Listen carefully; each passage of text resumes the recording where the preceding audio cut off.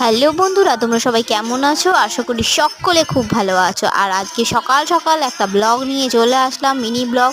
তো আজকের বিষয়টা হচ্ছে আমি একটা জায়গা দেখাবো তোমাদেরকে। এখানে তোমাদের আশেপাশে এই জিনিসটা অনেক জায়গায় থাকে। তো চলো আজকে আমি দেখাচ্ছি কি জিনিস আমি তোমাদের সাথে শেয়ার করতে চলেছি।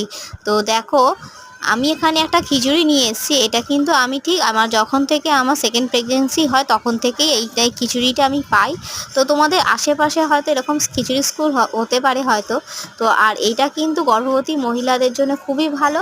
তো আমি তখন থেকেই খাচ্ছি। আর অন্তত মানে বাচ্চার যতক্ষণ 6 বছর না হয় ততক্ষণ এই খিচুড়ি আর ডিম আমি পাবো।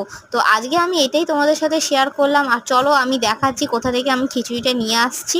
তো আজকে আমরা এটা নিয়ে এসেছি, আর নিয়ে এসে এটা আমি আমার বাচ্চাদের সাথে শেয়ার করে খাবো। আজকের মতন আসি, টাটা।